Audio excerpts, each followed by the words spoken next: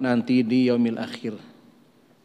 Maka ketika Allah Subhanahu wa taala gerakan hati kita, diberikan petunjuk kepada kita untuk bisa datang ke tempat ini dan hadir majlis ini satu anugerah besar dari Allah yang diberikannya kepada kita. Maka selayaknya, seyogianya kita bersyukur kepada Allah Subhanahu wa taala dan mempertahankan, memberikan waktu kita sepenuhnya untuk bisa mengikuti kegiatan-kegiatan seperti ini. Kenapa mesti kita mengikuti kegiatan seperti ini? Kenapa masjid-masjid bertanggung jawab untuk menyelenggarakan majelis seperti ini? Karena memang ini adalah di antara kewajiban yang Allah tetapkan kepada kita. Allah Subhanahu wa taala menetapkan kewajiban-kewajiban kepada setiap mukmin. Yang mana kewajiban yang Allah tetapkan itu adalah merupakan perkara pokok yang sangat diperlukan oleh manusia. Jadi ketika Allah menetapkan kita wajib begini, wajib begitu, ya, maka semua kewajiban yang Allah tetapkan atas seorang hamba berarti itu adalah keperluan pokok bagi hamba tersebut. Ketika hamba tidak menunaikan tugas-tugas pokok tersebut, kewajiban-kewajiban tersebut, dia yang bermasalah. Kenapa? Tidak terpenuhinya keperluan-keperluan, kebutuhan-kebutuhan pokok.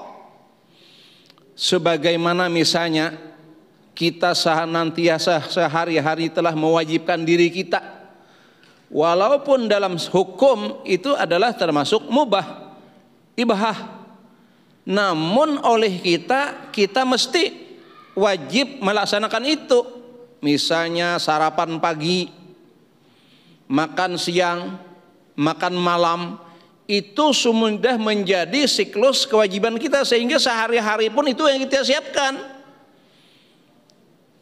Ketika kita memulai berpuasa misalnya pada pagi hari, maka yang menjadi agenda pikir orang pada hari itu kayak apa menyiapkan pembukaan. Kan itu. Baru saja mulai berbuka, baru saja mulai menjalankan ibadah puasa, baru waktu duha, baru selesai isyraq, mikirnya sudah. Sedang abahnya ke pasar. Kesan berbuka kita. Iwak apa kita? Sayur apa kita? Panggangan kah? Sayur kampung kah? Maka bila lepas pagi itu tidak ada lagi, karena adanya pagi hari. Pasar kawasan Paltujuh, kawasan Kayu Tangi sebelah Hasanuddin Majdi, kan orang pagi-pagi ke situ cari keperluan, untuk makan siang, untuk berbuka bagi yang berpuasa. Agenda yang kita siapkan adalah untuk makan. Kalau tidak terpenuhi keperluan kita akan makan, apa akibatnya? Bermasalah. Bermasalah dengan perut kita, bermasalah dengan pikiran kita, bermasalah dengan tubuh kita yang terkena penyakit karena tidak makan, karena tidak terpenuhi unsur gizi dan sebagainya.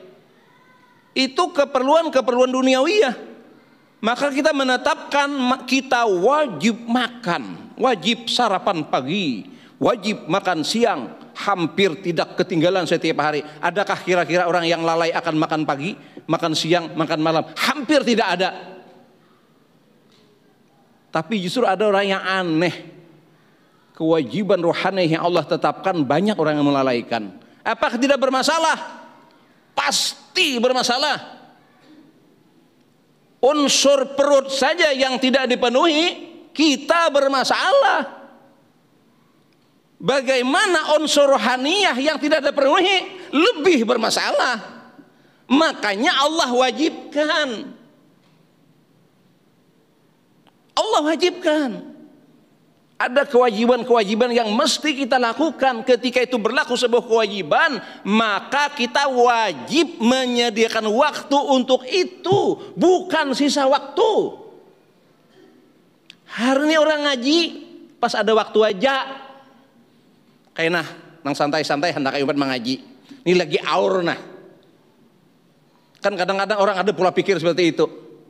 Apalagi pejabat, apalagi orang kaya susah ngaji. Padahal ujian kehidupan lebih berat. Orang lebih tinggi, pangkat ujiannya lebih tinggi. Kalau tidak bermodal nilai-nilai rohaniah hancur. Banyak pejabat yang hancur kehidupannya, terseret arus kehidupan yang hedonisme. Kenapa? Rohaniahnya kosong, ndak ngaji. Padahal itu kewajiban. Kewajiban itu. Talabul ilmi faridatun ala kulli muslim. Hadis Nabi itu. Nabi menetapkan nuntut ilmu, ngaji merupakan kefarduan atas setiap muslim. Muslim, laki-laki, perempuan. Dalam mahfuzat dikatakan al ilmu nurun. Ilmu cahaya. Orang yang tak nuntut ilmu, dia tidak punya cahaya. Cahaya orang berusaha mencarinya walaupun hanya sekelas lentera tidak masalah, lampu teplok tidak masalah, asal ada cahaya dia hidup tenang. Bayangkan kalau bakadap kayak kira-kira hidup bakadap dalam kegelapan, maka kepentingan untuk penerang cahaya lampu kita harus bayar sekian uang yang kita keluarkan setiap bulan, bayar ke PLN, beli token. Untuk apa? Penerangan. Bagaimana kalau gelap? Problem, masalah. Orang yang tak punya ilmu, tak berpengetahuan, dia dalam kegelapan, sesat,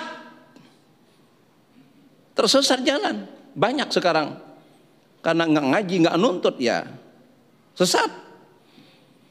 Dan dalam hal nuntut ilmu kita sudah ditetapkan sepanjang umur, minal mahdi ilal lahdi, the long life education.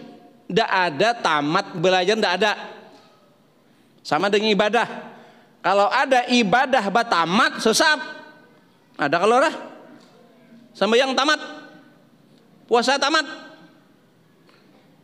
Kalau ngaji tamat tuh tamat belajar, tamat belajar ngaji, tapi ngajinya nggak boleh tamat. Ini gara-gara tamat ngaji, kadang ngaji lagi. Tuh wisudanya ada gambarnya tuh, tamat Quran tuh, khataman Quran tuh. Saya sudah wisuda tuh, lagi kekanakan sudah, karena sudah tamat, kadang ngaji lagi. Enggak, sama nuntut ilmu. Tidak ada tamat. Tamat itu jenjang SD 6 tahun wajib tamat. Kalau tidak tamat tidak bisa nyambung ke SMP. Nanti masuk fase SMP, lagi belajar lagi. Itu fase seiring dengan usia dan umur kita. Namun dalam hal ilmu agama, ilmu iman, ilmu ma'rifah, mengenal Allah, itu selalu. Nah ini, jadi kita mesti ini kewajiban. Jadi jangan mencari sisa waktu. Kita harus tetapkan ngaji itu. Dibuka di mana-mana, alhamdulillah. Tiap hari ada agenda, ada jadwal. Silakan ikuti. Seminimalnya yang formal seperti ini, ya seminimalnya itu kita mengkias ke salat Jumat. Paling tidak sepekan sekali. Tentu tidak cukup dalam kondisi kehidupan hari ini. Sejumat kita dengar tazkirah, tausiyah, dengan kondisi kita, dengan berbagai macam informasi hari ini, dengan berbagai macam hal yang kita lihat, kita dengar, kita saksikan, kita rasakan, rasanya tidak cukup. Lebih-lebih khatib sudah dibatasi di atas mimbar. Khutbah Jumat tidak lebih 15 menit. Kira-kira cukupkah dengan waktu yang sesingkat itu untuk bisa memenuhi pemenuhan penerang batin kita, untuk bisa terjun bebas di dunia hari ini dengan berbagai macam yang kita lihat, berbagai macam yang kita dengar, menyangkut orang lain, menyangkut diri kita sendiri, gimana kita bisa menyingkapinya. Itulah keadaan kita hari ini. Perlu sekali nilai-nilai rohani yang harus kita isi. Apa fungsi majelis ya yang harus kita ikuti? Tentu pertama memang talabul ilm. Banyak insya Allah ya, kalau kita ngaji itu banyak hal-hal yang kadang-kadang justru kita belum tahu. Dengan ngaji baru tahu, insya Allah. Semua kita merasakan itu. Ulun pribadi merasakan. Kalau kita hadir di majelis, mendengarkan kajian, ada kadang-kadang informasi-informasi yang sebelumnya yang memang kita tidak tahu. Untung kita ngaji, untung kita mendengar, dapat lagi ya kita.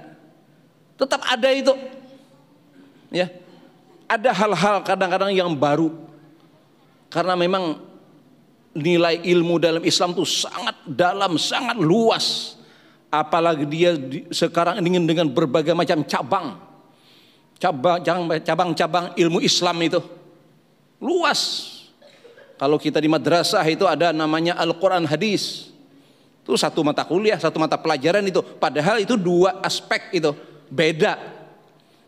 Kuliah itu ada studi Al-Quran Hadis, kajian Al-Quran, kajian Al-Quran tentang penciptaan alam semesta, kajian Al-Quran tentang konsep ketuhanan, kajian Al-Quran tentang konsep kenabian, tentang wahyu. Masya Allah, biar luas benar.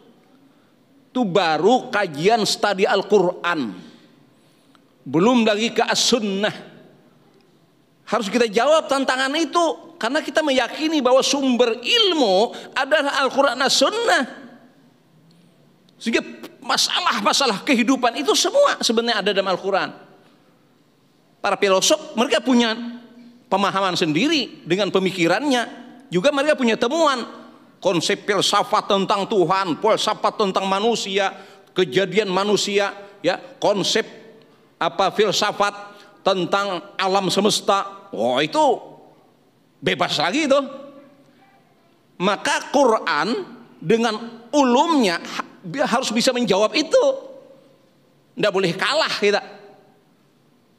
Itu misalnya itu contoh, ulun mencontohkan ialah baru studi Al-Quran, studi as-sunnah. As-sunnah punya dua cabang ilmu misalnya, cabang yang luas itu ya. Ada namanya ilmu hadis dirayah, ada ilmu hadis riwayah. Hadis dirayah berkenaan tentang keabsahan sebuah hadis. Ini hadis apa enggak ini? Kualitasnya apa? Sahih, hasan, dhaif, atau maudhu? Itu ada kajiannya. Luas pian, Masya Allah. Datang kita hadir kajian bidang itu, alhamdulillah sedikit kita punya pemahaman. Begitu ternyata. Di dalamnya lagi ada kajian tentang ilmu fiqih. Luas lagi itu.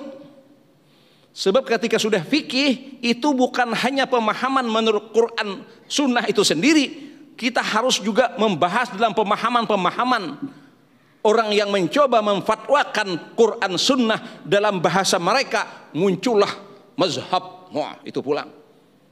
Luas luar biasa. Namanya saya fikih, pemahaman. Ketika orang memahami sesuatu, pasti akan ada beda. Pasti akan ada beda. Maka bagaimana menyikapi perbedaan itu pulang? Dengan arif, dengan bijaksana, misalnya itu. Subhanallah, itu cabang ilmu lagi. Ilmu tauhid. Ilmu tauhid sumber utamanya Al-Quran as-Sunnah. Karena berbenturan dengan filsafat muncul ilmu kalam. Apakah sama ilmu kalam, ilmu tauhid? Beda. Objeknya sama, tentang ketuhanan. Lahirlah dalil berdasarkan nakliyah, sumber Quran Sunnah, dalil akliyah dengan pemikiran. Luasnya.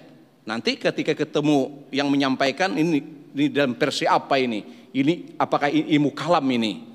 Apakah ilmu tauhid ini? Subhanallah. Jadi kita kaya kalau kita ikut, banyak dapat literasi kita.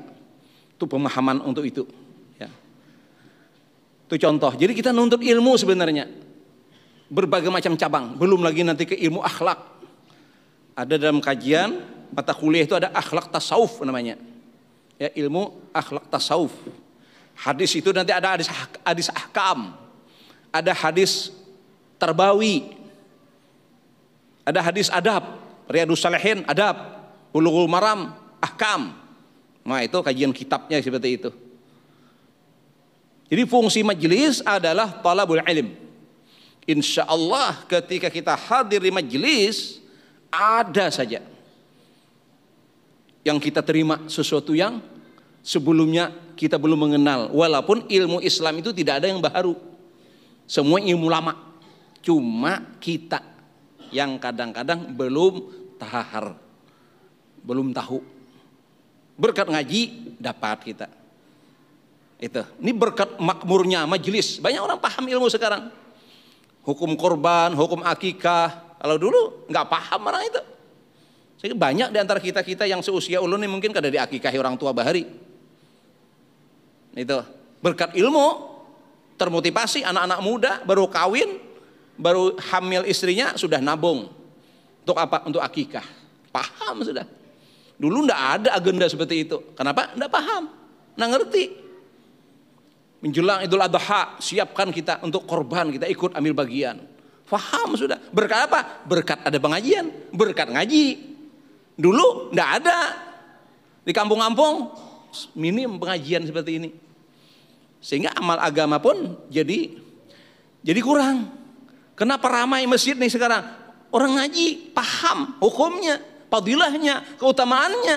Di kampung-kampung kan ndak ada kajian, masjid-masjid sepi. Ini dampak ngaji itu luar biasa. Orang faham agama, faham syariat. Di kampung-kampung masih biasa buka aurat. Oh, di sini gini masih ya kalau lah. Nang kapal jalak itu. Masih biasa ya kita. Ada apa-apa? Apa kada apa-apa? Secara hukum apa yuk? Secara hukum orang buka aurat itu apa? Ayo. Tahu ya kalau sudah? Nah, kalau sudah tahu kita amalkan. Nang kada tahu itu sudah nya kadang ngaji.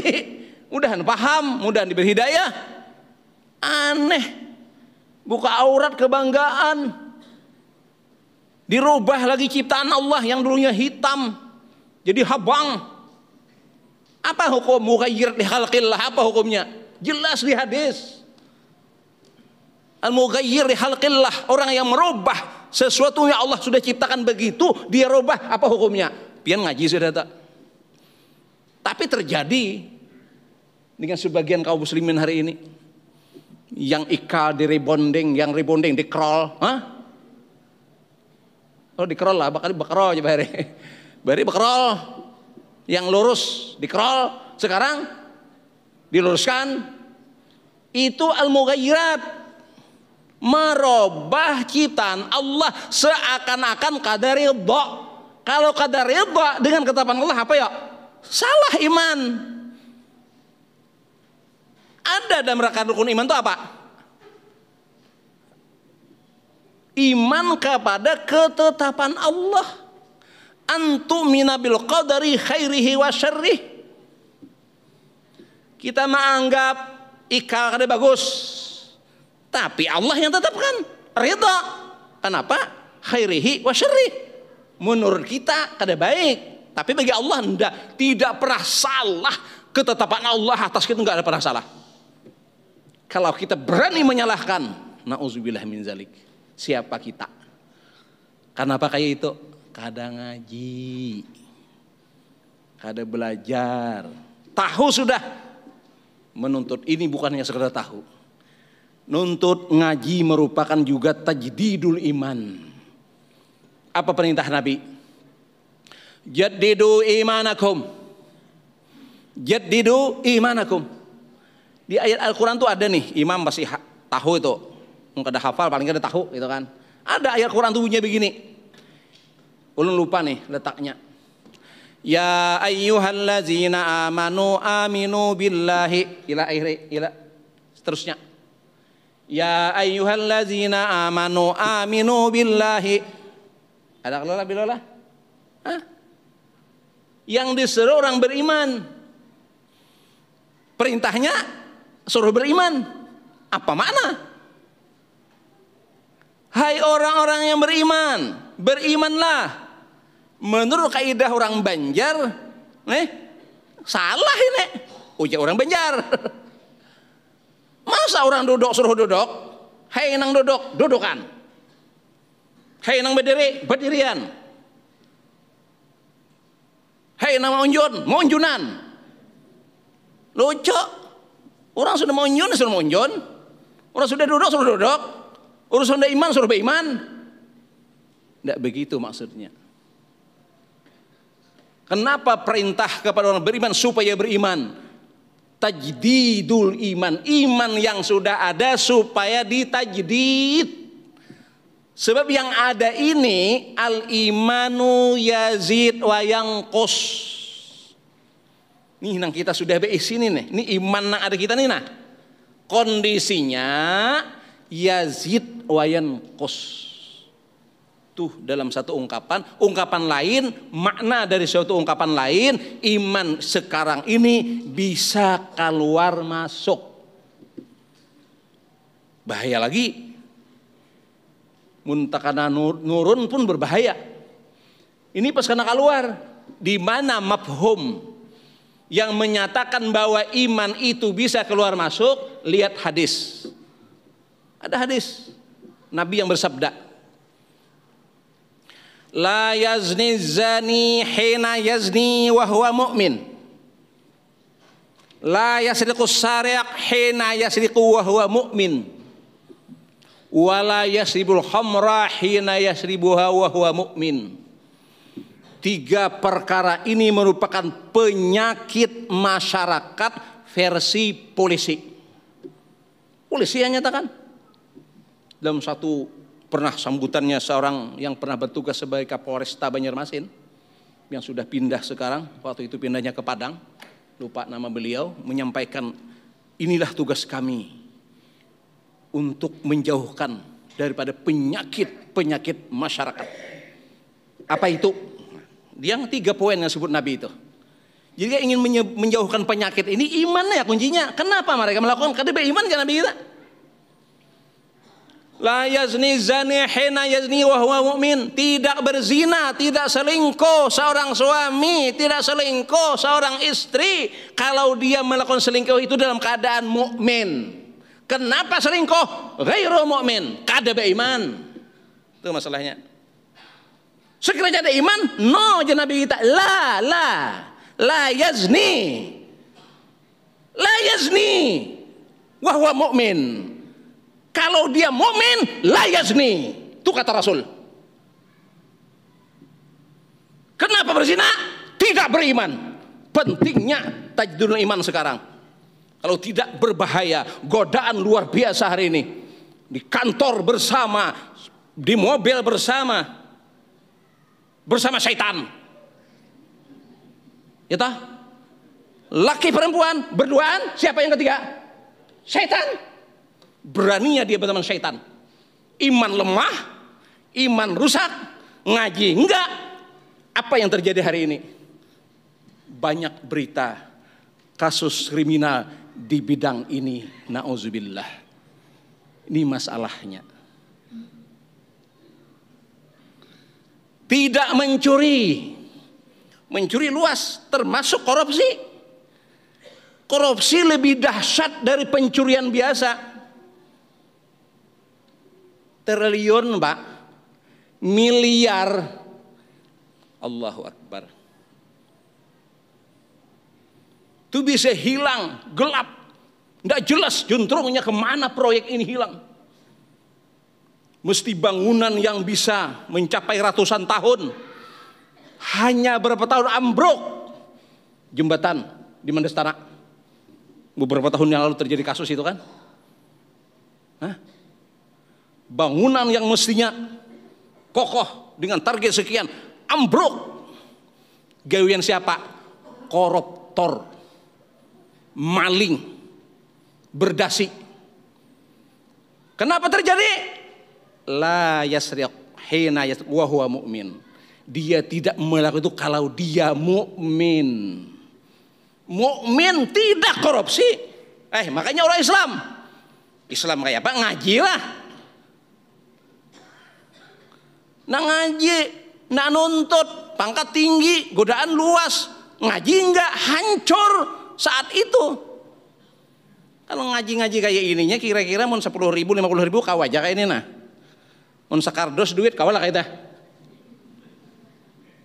Nah habang bepak. Diangkut di rumah Sambo tuh kan noh. Bepak duit. Dijulung ka kita iman nang secebes ini. Kada ka ini. Maka perlu ditajdid ini. Itu gratifikasi macam-macam yang terjadi itu penyakit. Konsep sunnah, konsep Quran, tajdidul iman masalahnya. Sekedar mungkin mengulang cerita pertemuan kami yang pertama dan terakhir, mungkin ada beberapa kali, tapi yang pertama ketemu dengan Pak Amin Rais kami. Pas mengundang beliau datang ke Banjarmasin waktu itu. Beliau luar biasa ya orangnya. Tidak mau nginap di hotel. Waktu mau diantar ke rumah di Parak. Hotel dalam itu. Di situ ada kawan beliau yang ketua masjid dulu Masjid Hasanuddin. Orang kita Muhammadiyah juga beliau. Itu teman beliau, diantar ke situ, kita ngantar. Nah, di bandara beliau cerita, dari bandara cerita yang sampai ke rumah situ kita hantar sebelum acaranya kan besok kita jemput hari ini gitu. Beliau pakai isah. Ketemu teman lama. Teman yang sama sekolah di Indonesia, lalu sama-sama ke luar negeri, beliau dalam bidang beliau ke Amerika, Chicago ya. Terus teman beliau juga sama ke wilayah lain tapi dalam bidang bisnis ekonomi perusahaan. Karena orang tuanya pengusaha, punya perusahaan besar, jadi anaknya disekolahkan ke perusahaan untuk mewarisi ya. Direktur sebuah perusahaan begitu. Tidak lama ketemu ya, setelah lama anda ketemu gitu, lalu ada suatu acara ketemu cerita dia. Alhamdulillah saya sudah sukses sekolah dan sekarang sudah diamanahi orang tua saya memimpin sebuah perusahaan dan sekarang sudah jalan 2 tahun. Terus gimana? Ada sesuatu yang saya hari ini bingung. Saya ingin konsultasi. Apa masalahnya? 2 tahun saya ngurus perusahaan dengan metode teknologi pengawasan macam-macam, setiap tahun selalu ada kebocoran di perusahaan kami. Ada kebocoran dalam artian ada yang ngorupsi lah gitu. Ada aktivitas tikus ya di perusahaan. Sudah saya coba dengan pengawasan, dengan pengamatan apa-apa sebagian dengan berbagai macam. Justru tahun kedua bebangat.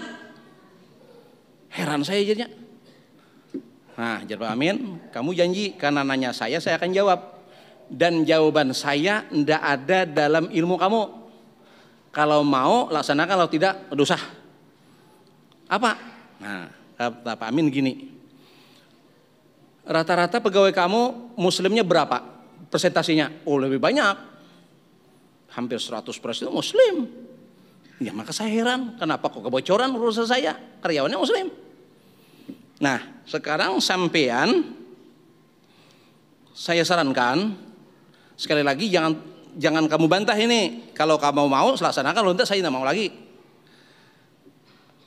Karyawan kamu gimana jadwal sholatnya? Oh terserah masing-masing aja.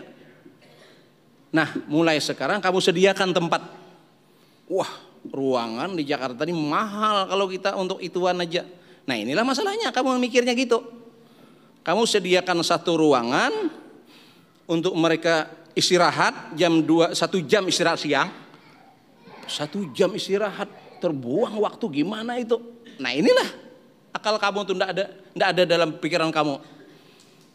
Suruh mereka istirahat, makan disediakan, dan juga sholat. Kalau perlu ada kajian. Terserah, awal ini sebulan sekali. Wah, waktu lagi. Pokoknya kalau mau laksana, kalau tidak ada usah. Kata Pak Amin. Oke lah kalau gitu. Nanti saya siap pertama ngisi kajian, kata beliau. Janji. Laksanakan. Dilaksanakanlah yang dinasihatkan Pak Amin tadi. Beliau cerita. Jadi karyawan salat zuhur, kalau masuk waktu salat ya kalau asar ya asar gitu, kalau sudah ya bubar. Nanti kajian sebulan sekali, undang ustadz-ustadz. Berjalan setahun. Apa yang terjadi? Alhamdulillah. Ada sih, masih tikusnya itu ada. Cuman berkurang ketimbang 2 tahun yang berjalan. Hebat pendekatan agama, pendekatan iman. Ini orang modern nang merupakannya, kata beliau. Alhamdulillah, setelah itu banyak perusahaan-perusahaan yang lain sekarang kan mengikuti jejak seperti itu, mengadakan musala di perusahaannya, di kantor-kantor sekarang tidak mesti ada aktivitas musala, ada kajian. Nah, begitu. Baik kadang dikelola perusahaan sendiri atau mereka mandiri seperti itu. Itu luar biasa. Ini namanya pendekatan iman yang penting. Manajemen hatinya tuh supaya tidak berkhianat seperti itu. Karena ada ancaman di situ. Mereka nggak pernah ngaji, nggak pernah ada ancaman, nggak tahu kalau itu nggak boleh. Tahu-tahu tapi ya dorongan nafsu lebih kuat. Itu akibatnya. La yasriqus sariq hina yasriqu wa huwa mu'min. Kalau orang itu beriman, dia tidak mencuri, dia tidak korupsi, dia tidak merampas, tidak mengambil kepunyaan orang lain. Kenapa? Dia ingat ketetapan Allah. Wa may ya'mal misqala dzarratin syarran yarah. Sak zarrah yang dia ambil, Hamka punya tafsir ya. Zarrah itu beliau menggambarkan seperti debu-debu yang berterbangan di pagi hari yang kena cahaya matahari. Sekarang ini apakah ada itu? Ada, cuma tidak kelihatan. Bisa melihatnya pas karena matahari miring pagi hari, tampak ada berterbaran itu. Itu debu kecil yang tak tampak oleh mata kita secara langsung. Itulah zarrah. Sekecil itu hasil pengkhianatan kita oleh Allah itu akan dibalas. Coba kalau kita punya keimanan kayak itu, dan Allah menyaksikan setiap perbuatan kita. Itu kan dalam kajian ihsan di hadis yang sahih yang mutawatir, ketika Nabi ditanya tentang al-ihsan, anta'budallaha ka'annaka tarah fa illam takun tarah fa innahu yarak. Ada 2 klasifikasi situ, ada musyahadah, ada muraqabah. Engkau beribadah, engkau beraktivitas seakan-akan tampak Allah pada pandangan mata hatimu. Dan Allah memang ada. Dengan kekuatan iman kita, kita bisa merasakan kehadiran Allah.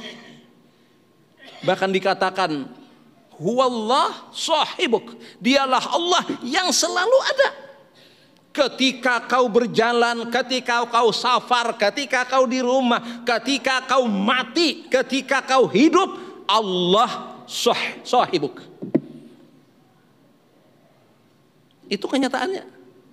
Gimana orang beriman bisa merasakan itu?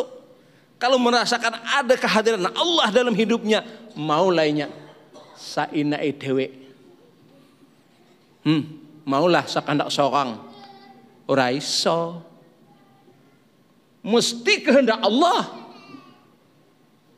Allah ngatur. Dan Allah melihatnya, tahunya bukan segala tahu. Kalau tahu kita ya sudah. Ada kejadian pinggir jalan kita tengok sedikit tahu ya sudah. Ada apa? Kecelakaan. Udah. Itu tahu kita. Tahunya Allah enggak. Tahunya Allah meminta pertanggungjawaban. Zarrah kita berkhianat atas ketetapan Allah, merampas hak orang lain, melanggar aturan Allah, itu jadi perhitungan. Innallaha sari'ul hisab.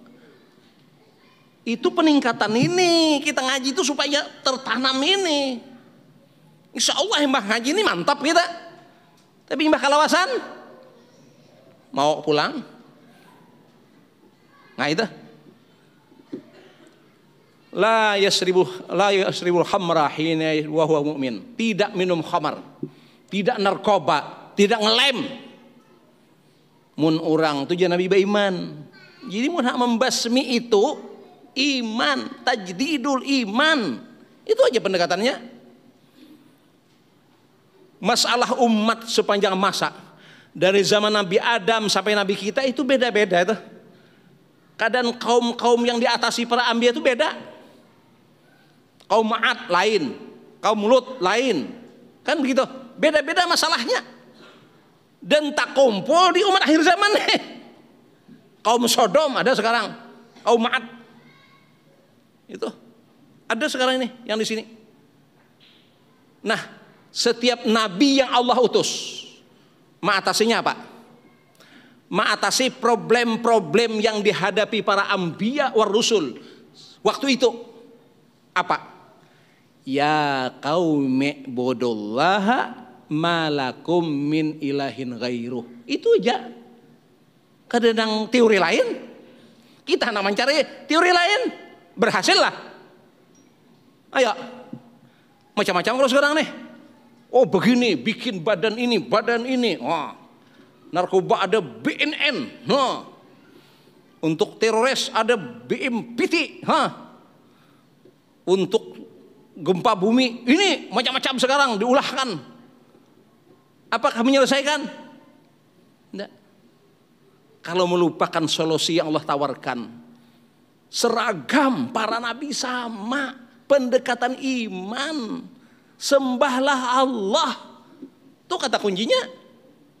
Baca Quran lebihan, surah Al-Qasas, surah Al-Anbiya. Kalimat itu akan ada. Nabi Nuh, ya qaumi ibudullah malakum ilahin ghairuh. Nabi Syuaib, ya qaumi ibudullah. Padahal masalahnya beda-beda. Pelanggarannya mereka beda-beda, tapi solusinya tawarannya apa? Sembahlah Allah. Nabi kita, ya ayuhan nas qulu la ilaha illallah tuflihu. Tajdidul iman. Kaifa nujaddidu imanana? Aksiru min qauli la ilaha illallah, maknanya adalah hadir di majlis yang membesarkan Allah, menanamkan keagungan Allah dalam batin kita. Tajdidul iman. Yang ketiga tazkirah, mengatakan kita ini bisa lupa, iman kita turun naik keluar masuk, ingatan kita bisa hilang. Manusia tempatnya salah dan khilaf, maka perlu tazkirah. Ini tazkirah mengingatkan kita. Tahu ya sudah, sampai yang wajib tahu ya, tahu ya nak abdal tuh di awal, tahu ya berjamaah tuh bagus. Tapi kenapa banyak orang melalaikan? Kenapa? Karena tidak ada tazkirahnya, tidak ada motivasinya. Kalau perusahaan besar, kantor-kantor besar merekrut orang-orang yang memang ahli di bidangnya, memang tidak perlu lagi menatar keahlian mereka ahli IT karena dia sarjana IT. Ini diambil dari sarjana ini. Apa yang diadakan oleh perusahaan adalah motivasi. Diundang motivator. Kada ilmu lagi diberi motivator didatangkan. Nah, jadi motivator akan mengingatkan kembali. Kalau ilmunya kada perlu lagi. Kita ini juga memang ilmu Islam insya Allah sudah tahu aja. Siapa nang ada tahu sampai yang tu wajib. Takun aja nang di mana-mana tuh nang tahulah sama yang tu wajib tahu Itu kan? Nah, inilah pentingnya kalau kita tuh perlu tazkirah. Perlu nasihat, perlu peringatan, ya. Habis 3 menit. Satu poin lagi supaya habis. Ini mewariskan nilai-nilai yang datang jadi nabi. Kalau tidak ada majelis, tidak ada proses pewarisan. Kenapa al ulama warasatul anbiya? Apa yang diwarisi para ulama? Ajaran nabi. Kalau tidak ada seperti ini, tidak ada proses pewarisan, maka orang tidak ada modal hidup. warisan Rasul itu modal hidup untuk bisa damai. Rasul datang untuk kedamaian, keselamatan, kesejahteraan. Kita nggak punya modal, apa yang bisa kita bawa? Oke, ada waktu sedikit. Ada yang mau tanya, konfirmasi, silakan. Bismillahirrahmanirrahim. Ya, silakan. Ulun tuh temani minta waktu buankanlah 5 menit ya. Boleh lah ulun. Ya silakan aja, langsung aja sebentar. Ustaz lah, Ya. izin ulun lah. Ya. Buankan jualan, belataan lah. Maafkan lah. Assalamualaikum warahmatullahi wabarakatuh. Waalaikumsalam. Perkenalkan nama ulun Muhammad Denny, bisa dipanggil Denny. Rumah saya di Sungai Andai, mau menginformasikan bahwa saya punya teman namanya Bangkit Umar. Saya mau izin pada yang ada di sini, Ustadz, bahwa saya punya teman namanya Bangkit Umar, mau bermalam di sini. Parahnya Cidin di Perdana Mandiri di Langgar Al-Wahid. Teman saya dari Tasikmalaya, Jawa Barat. Dia premannya di sana. Bukannya ulun minta maaf lah sama kalian semuanya yang pengen keberatan, ulun masih lah. Jadinya nak minta izin bermalam di sini selama seminggu sekali. Boleh lah. Nah, berarti langsung aja nanti langsung dengan pengurus saya itu. Dikira dengan kita tadi. Kira-kira langsung. Kira-kiranya nih dari mau ke BJB hendak ke Langgar. Nya ngancak misi pengajian tiap maghrib isya. Gitu lah. Langsung dengan aja nanti. Ya. Assalamualaikum warahmatullahi wabarakatuh. Waalaikumsalam. Jadi permasalahannya itu adalah dengan pengurus yang berwenang dan kami hanya seputar materi ini dan alhamdulillah tidak ada pertanyaan ini, maka majelis kita tutup dengan kafarah majelis. Subhanakallahumma wa bihamdika asyhadu an la ilaha illa anta astaghfiruka wa atubu ilaik. Assalamualaikum warahmatullahi wabarakatuh. Allahu akbar, Allah